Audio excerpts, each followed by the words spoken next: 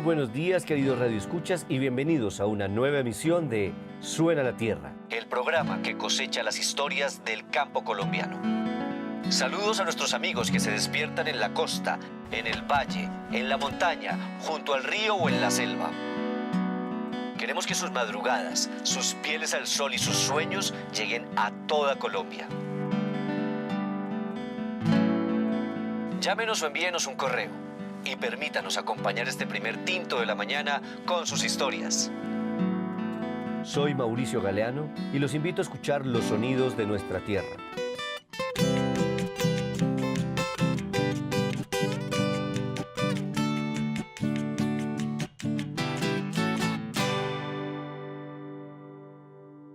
Este programa busca acercarnos a la vida del campo a través de las voces de sus protagonistas.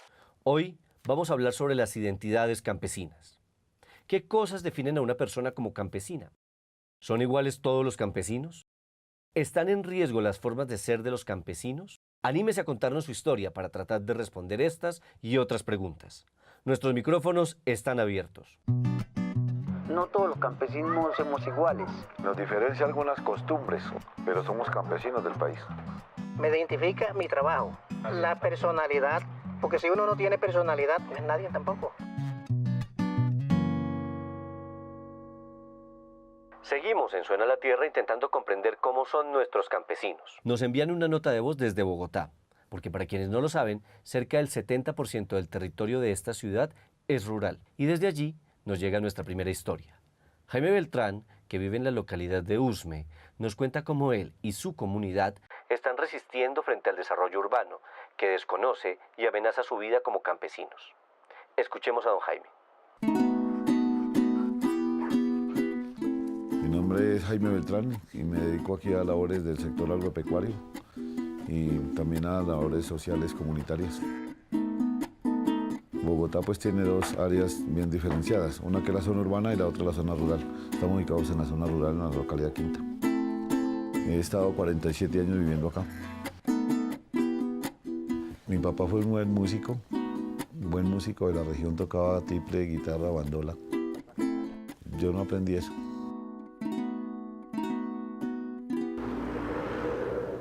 Seguramente por lo que estamos muy cerca a la Bogotá urbana, hay una presión de cultura y de cambios de modos de vida. Que en el año 98 se planea expandir más de 1.500 hectáreas después del casco urbano de Usme Centro. Entonces eso vendría a dar hasta donde estamos aquí, 5 kilómetros después de Usme. Entonces las organizaciones sociales nos reunimos alrededor de hacer más visible el territorio rural, sobre todo el de Usme, donde teníamos este conflicto. Y buscar la manera de que entiendan que aquí hay campesinos, que aquí se produce agua, que aquí hay oxígeno, que aquí hay alimentos, que aquí necesitamos un modo de vida que nosotros tenemos. Sabemos y entendemos que una ciudad necesita crecer en el tema de infraestructura, pero no de una manera desbordada. Una ciudad no debe crecer como un pulpo abrazando todo. Según el DANE, Bogotá tiene actualmente más de 8 millones de habitantes. De ellos, solamente unos 20.000 viven en zonas rurales de la ciudad. Por suerte, una ayuda ancestral ha logrado frenar un poco los procesos de urbanización que amenazan la supervivencia y las tradiciones campesinas de don Jaime, su familia y el resto de la comunidad. En un afán de avanzar con el tema de la urbanización, metieron una maquinaria en una finca que se llama El Carmen. Metieron el bulldozer, retroexcavadora y volqueta sacando la tierra para comenzar a construir viviendas. Algunas personas alcanzamos a entrar a la finca y allí encontramos huesos y encontramos chorotes, encontramos ollas de barro, encontramos unas calaveras así con unos dientes grandotes. Una persona que nos acompañaba de la Secretaría de Cultura es antropólogo. Dice, esto tiene las características de una necrópolis. Yo le pregunto qué es una necrópolis. Entonces me dice, pues un cementerio indígena muy grande.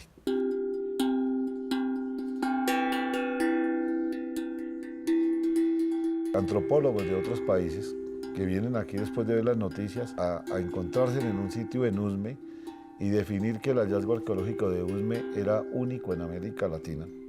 Eso es algo muy grande.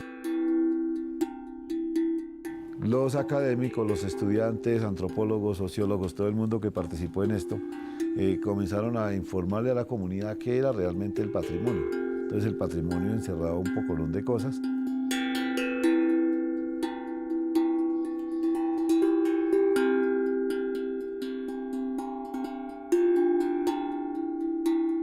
El tema entonces del avance del desarrollo urbano con el hallazgo arqueológico, lo que hace es detenerse. ¡Pollino!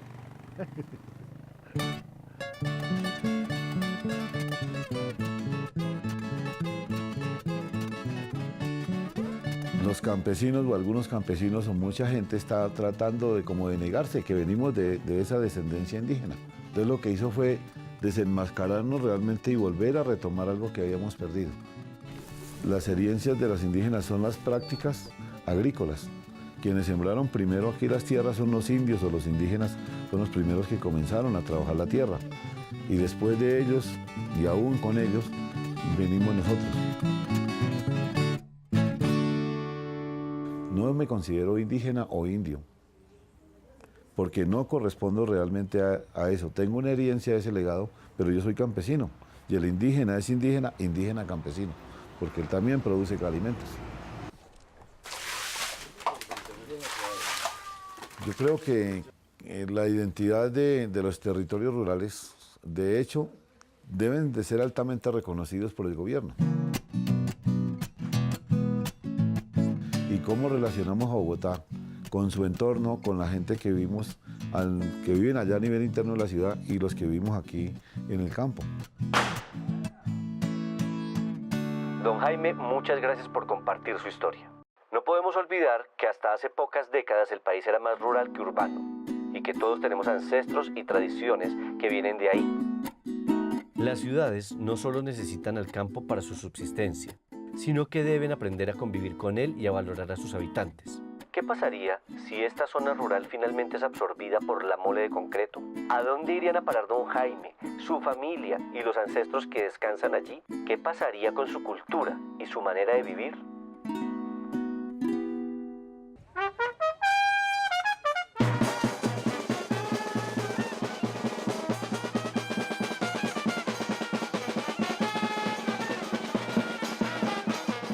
Seguimos en Suena la Tierra hablando de las identidades campesinas. Me quedé pensando en otra discusión que plantea don Jaime. ¿Será lo mismo ser indígena que ser campesino? Y a propósito, me llegó un correo que tal vez nos dé luces sobre este asunto. ¿Ustedes saben cuál es el origen del sombrero volteado, uno de los símbolos nacionales que nos representa en el mundo entero? Escuchemos al maestro artesano Marcián Montalvo y a nuestros amigos en Tuchín, Córdoba.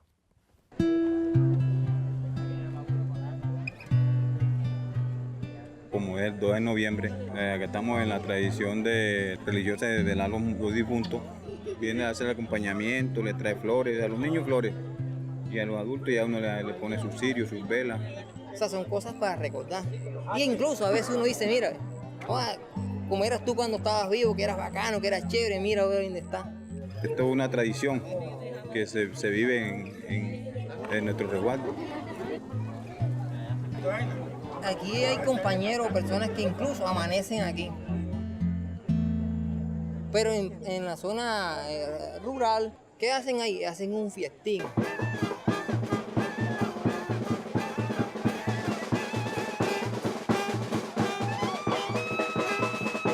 O sea, en todas las partes, en el monte, hacen sus parranditas también al lado del cementerio, venden sus besitas.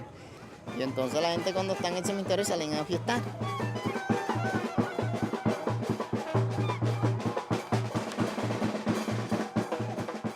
O sea, como, no tanto a esto, sino como más a fiesta o a negocio, porque eso es un negocio ya.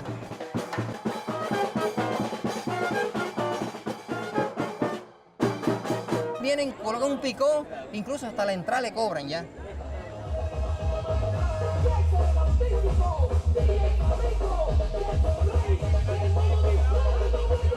Ya la música nuestra nosotros aquí, ya no la escuchamos casi, ni la bailamos.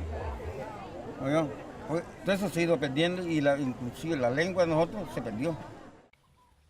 Esas costumbres se perdieron. Uno dice que es por la cuestión de penetración de comunicación, que el personal pues ya se ha dejado alienar de las costumbres de afuera.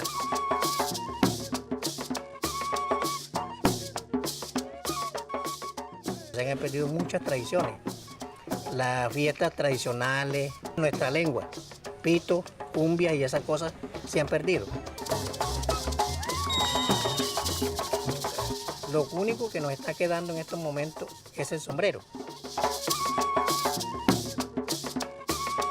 que es lo que nos identifica como indígenas, como cultura y como costeños.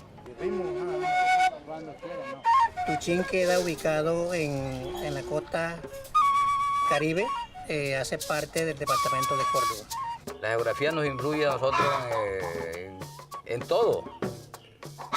El modo de actuar, el modo de comer, modo de vestir. ¿Qué hacen el sombrero, el sombrerito? El tejido a mano.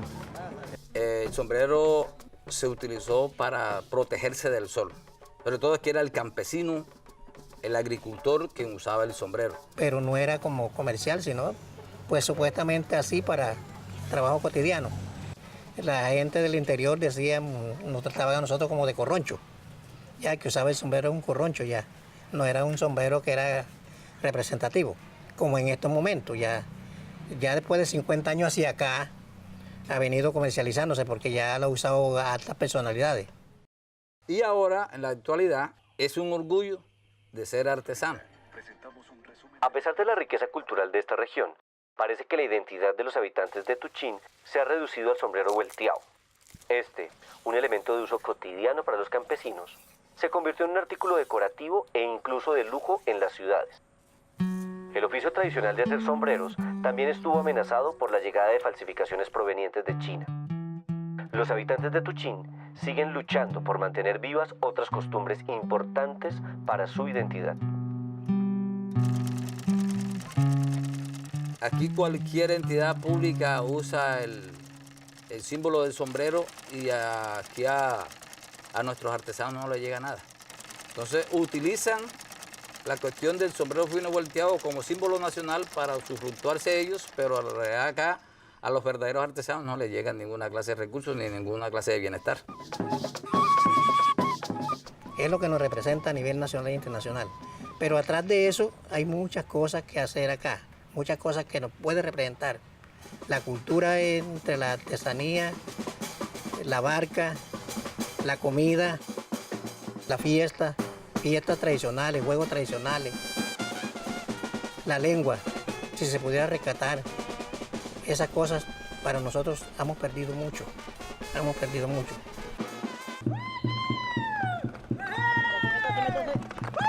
Aquí cuando empezamos éramos campesinos, cuando no queríamos ser indígenas. Pero cuando ya la parte del gobierno entró a la zona indígena y ya nos dio participación como tal, o sea, somos indígenas. Pues somos del campo, somos campesinos, somos indígenas. Juega entre dos. ¿El grueso o qué? Sí, ¿qué tal?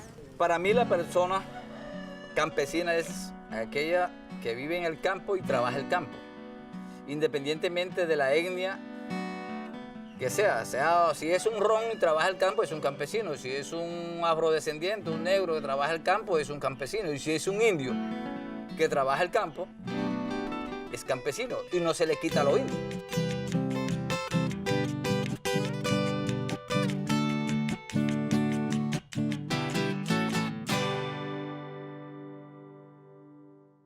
Muchas gracias a los amigos de Tuchín por permitirnos escuchar sus voces. Es que la identidad va mucho más allá de un solo objeto. Es la suma de manifestaciones y bienes que nos dan sentido y pertenencia. Son rasgos que están presentes todo el tiempo y nos definen como parte de una comunidad. Y para continuar con esta reflexión, escuchemos las historias de Fermín Carabalí y Félix Nazarit desde el departamento del Cauca.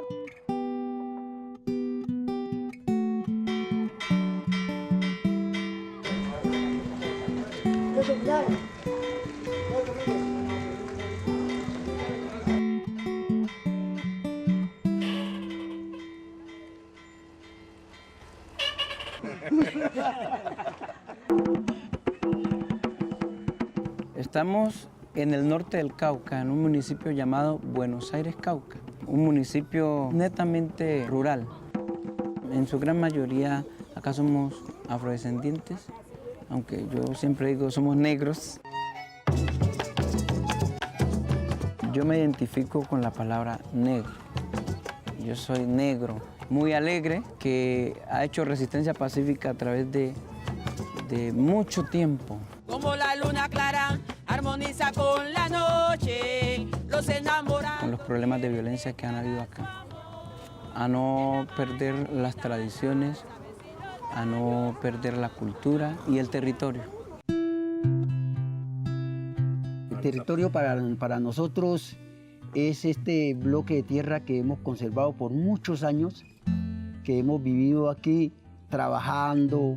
Si a nosotros nos llegaran a sacar de este territorio, era como decir acabar con nosotros. Ya no seríamos los mismos. Fuimos personas que dicen que nos trajeron de África y nos metieron a la esclavitud. Cuando nos desesclavitaron, unos cogieron para una parte, otros cogieron para otras partes, pero siempre cogieron por las orillas de los ríos hacia arriba. Y de ahí, poco a poco, fueron descubriendo la minería, que la minería fue descubierta fueron por los negros. Por eso traemos en la sangre la minería. Barequero, que es la primera tradición, y ahora que nos hemos transformado en mineros industriales.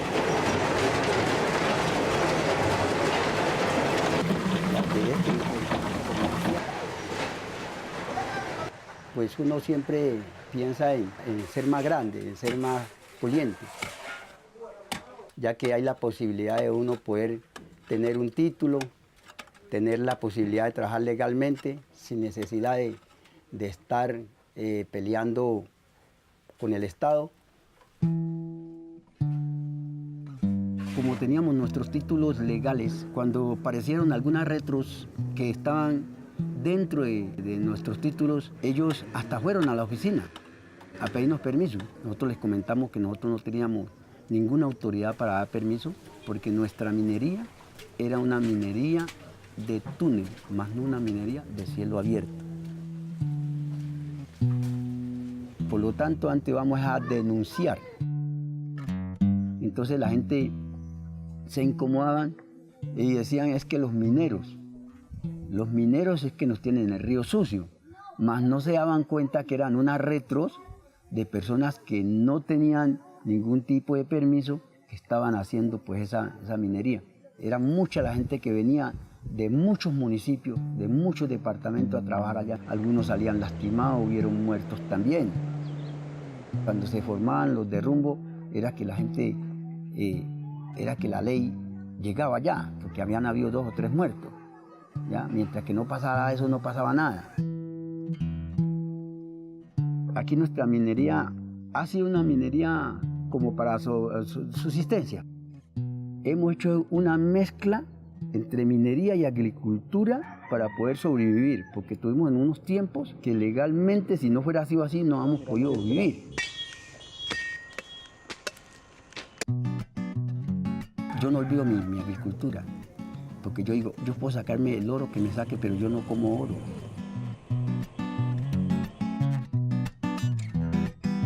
El campesino siempre es todo aquel que vive en el campo con las mismas ideas, las mismas costumbres de soportar el peso del campo, defenderse, vivir a como toque en el campo. En esta región, no todos los campesinos se dedican a la agricultura, sino también a actividades como la pesca y la minería. 2 oficios tradicionales que por la construcción de una hidroeléctrica, la minería de gran escala y la presencia del conflicto armado se han visto amenazados, poniendo en riesgo la identidad de los habitantes y su relación con el territorio. Toda la vida he vivido al lado del río, buscando una forma de subsistir y vivir con la venta del pescado, consumiendo el pescado. Nosotros los afros tenemos forma de ser fuertes, pero entonces el pescado es que ha sido el pescado es que ha sido la potencia pues, para ser fuerte. Pues. Lo más bello de la pesca es cuando uno lanza la red y el pescado le cuerdea, uno se olvida de todo cosa se olvida cuando el pescado le está cuerdeando, que sintió que el pescado está en la atarraya y ahí ahora sí, ya tengo que llevar para la casa. Antes, cuando no había tanta contaminación, había muchos peces, o sea, uno hasta con el pie llegaba a la playa y pisaba y hasta con el pie cogía otro brincaba a la canoa, pero ahorita ya con la contaminación de las minas y el embalse de Salvajina, que en la estabilidad del agua, los pescadores artesanales están desapareciendo ya por la escasez de los peces. La Salvajina es una represa de agua, inició con el fin de producir energía. Nos dijeron de que eso iba a ser un beneficio, que eso iba a ser beneficio para el campesino. Resulta de que no es beneficio para el campesino, sino beneficio para la hidroeléctrica, que le venden la energía. El río Cauca fue bueno desde cuando no había salvajina. Desde que hicieron la salvajina, aquí se acabó todo. Póngale, desde el 75 para acá, el pescado se agotó mucho. Ya, para uno vivir directamente del río ya es muy difícil. Y ahorita con la vaina de la minería,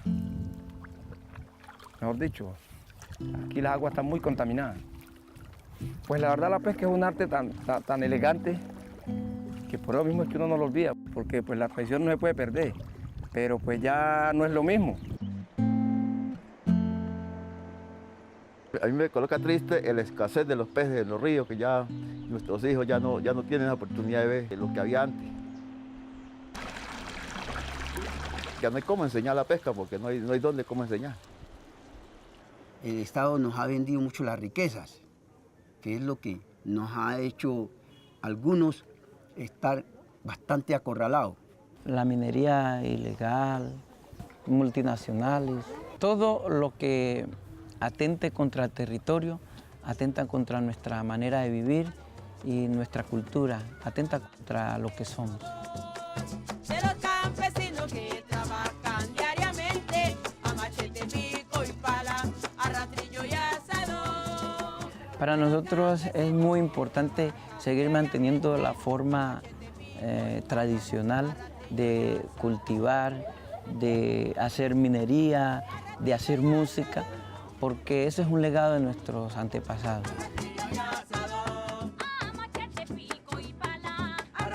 Ser campesino es una cosa integral. Se lleva la música en la sangre, como el respeto por la naturaleza y amar el territorio. Que si es blanco, que si es negro, que si amarillo, que moreno. Muchas gracias a la gente del municipio de Buenos Aires, que desde la música y la preservación de los oficios tradicionales mantienen viva su cultura. Y hablando de música e identidades, escuchen esta canción de mis amigos del grupo Verde Monte. ¿Cuál es la joda de repartirnos? De una forma aquí llegamos y de la misma forma nos vamos. ¿Cuál es la vaina de dividirnos? ¿Cuál es la joda de repartirnos? Nuestros campesinos son una mezcla entre pasado y futuro, pero constantemente se reinventan. No hay una sola etiqueta para definir a quienes trabajan la tierra, ni una sola práctica cultural que explique su identidad. No podemos ignorar las diferencias que existen entre las diversas comunidades campesinas, sino más bien reconocerlas. Y finalmente, debemos entender que campesino no es solo quien produce comida. Un minero o un artesano también pueden ser campesinos. Y todos merecen el lugar por el que han luchado y al que sin duda tienen derecho. Esto fue todo por hoy. Gracias por acompañarnos en este recorrido y recuerden sintonizarnos porque seguiremos cosechando sus historias para saber cómo suena la tierra.